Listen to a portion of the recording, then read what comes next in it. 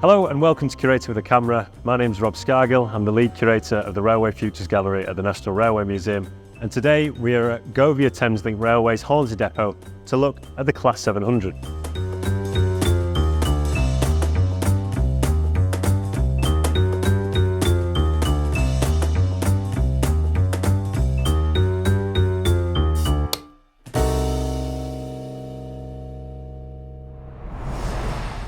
Normally on Curator with a Camera, we're looking at historic rail vehicles, so things that are deeply embedded in railway history. But today, we're going to be looking at something contemporary.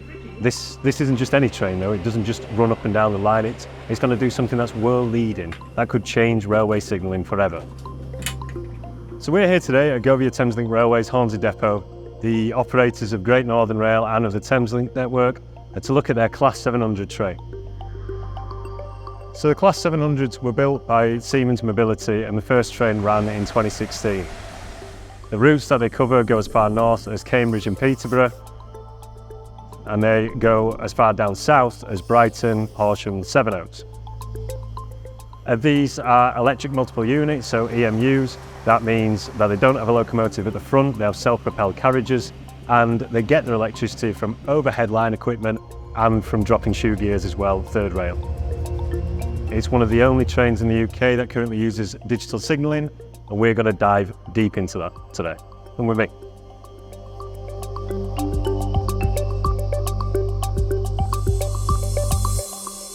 Okay, so what you can see here is you can see the class number. It starts with 700, this is a Class 700, and then it's followed by a 0, which means that this is an 8-car train set. If it's followed by a 1, it's a 12-car train set.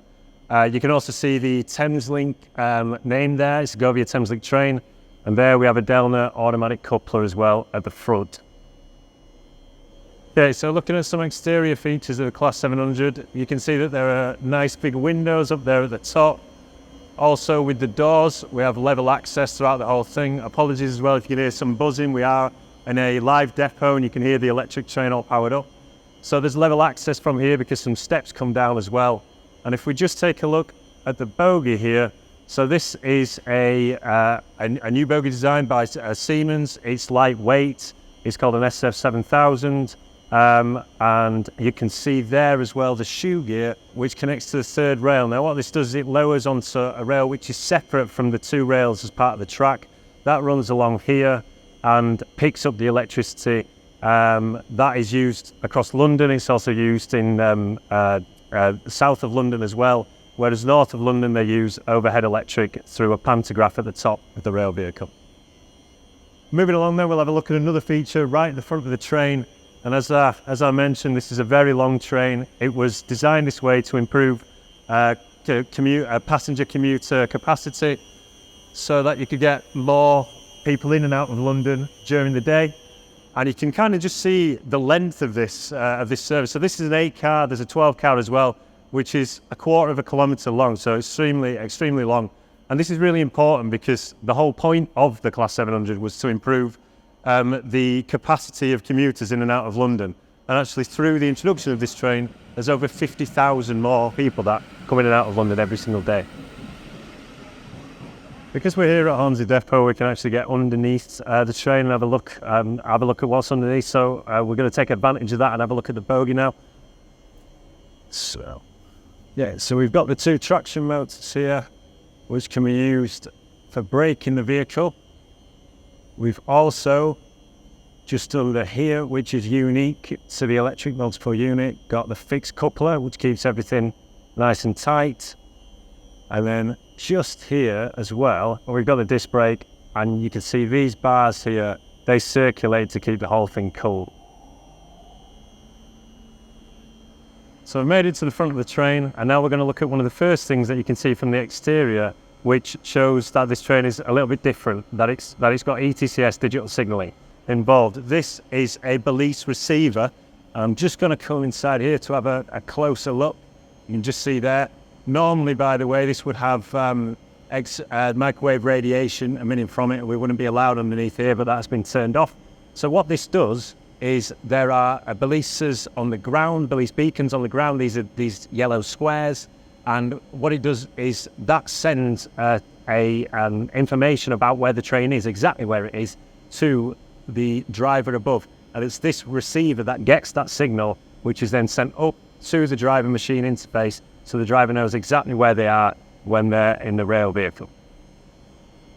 So as well as the police receiver here, there is also something on the top of the train, which unfortunately we can't quite see today, as we have overhead lines there which are fully powered, so I'm not actually able to get the camera up to the top. But there's a GSM-R antenna which then sends this information, and it sends it right through to the Rail Operating Centre up in York. We've had a look at the outside of the train, now let's go inside and have a look at the interior.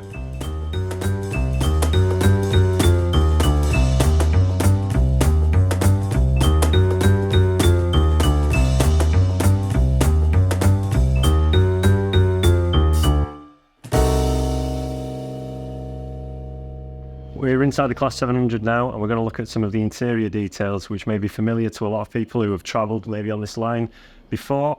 So first thing to point out is there's an awful lot of luggage room, and that is because the ThamesLink network serves Luton Airport as well as Gatwick as well, and you've also got storage just up here. We've started in the first class section, which is something I'm rarely in, so let's move out of there and into here. So we're now into standard class. We have space for bikes as well. So in peak time we can have foldable bikes, and in off peak we can have normal bikes. Also got toilets here as well. Nothing too fancy there, but at the far end we've got accessible toilets, and the main feature I suppose to talk about is the continuous gangway that runs all the way through. You'll see now that we've passed the first class area, you don't actually come across any other doors. It's just straight through the whole way, and the reason for that again is to just increase as much capacity as possible on this train. We also have air conditioning as well throughout, and then we've got these boards, these electric boards on top. So I'll just show you these here. Now currently we've just got the ThamesLink logo showing, but a unique feature, or quite a nice feature of this train, is that we can see some of the capacity of the train. So if you're in a rammed carriage, but maybe there's 1 2 down which isn't as rammed, and you can walk through to there, and this side here will show you that. We're going to go right to the far end, and we're going to go into the driver's cab, which is, let's be honest, where most of the exciting bit happens, and everything in there is what sets this train apart. So it's quite a long way, because this is 8 cars, so let's see how long this takes us.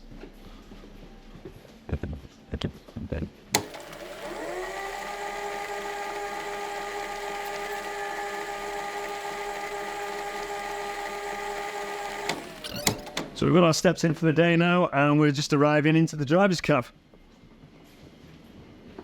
We're here now in the driver's cab. This is where all the excitement happens. This is the reason why this is such an interesting world-class train.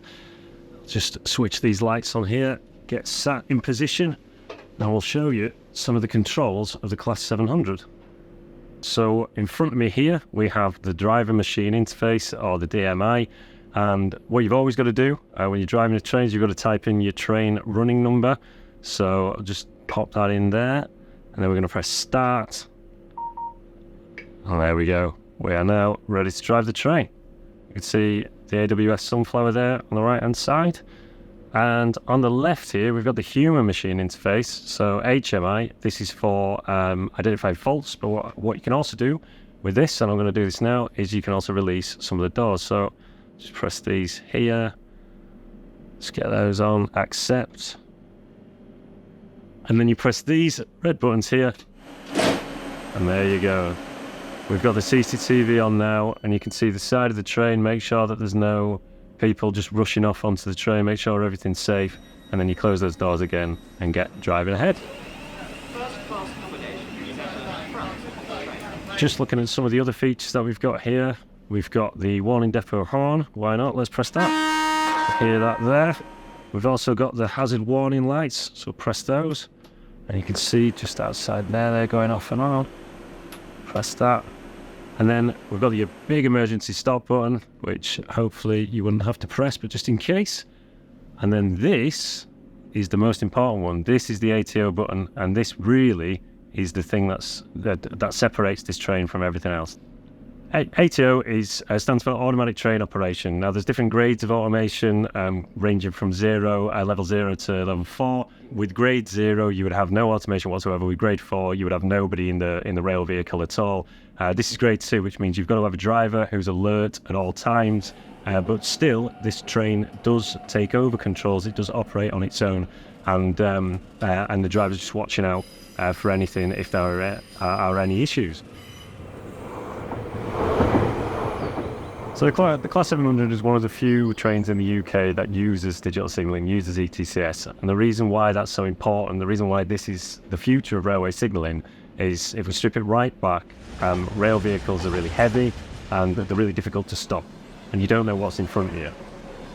So what we've done traditionally is we've broken up the 20,000 miles of track in the UK into these fixed blocks. And you can only have one train in one block at each time. We built these blocks for the worst case scenario. So on a mixed traffic railway like the East Coast Main Line, you've got heavy freight vehicles running there, and they take a long time to stop.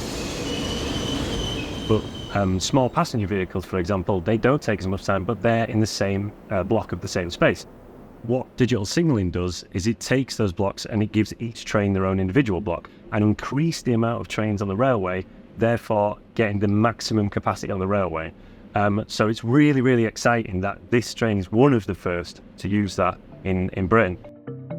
All of this, the Class 700, digital signalling, ATO, this is all leading up to the East Coast Digital Programme, a £1 billion project which is going to have digital signalling running up and down the East Coast. At the moment, the next stages are, we're going to move digital signalling into the Northern City Line, which connects Finsbury Park and Moorgate, and then we're going to go up all the way to Stoke Tunnels near Grantham, so watch this space.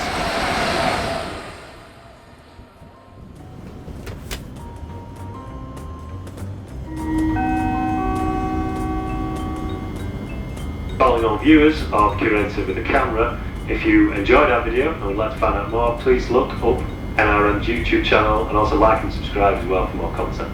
Thank you.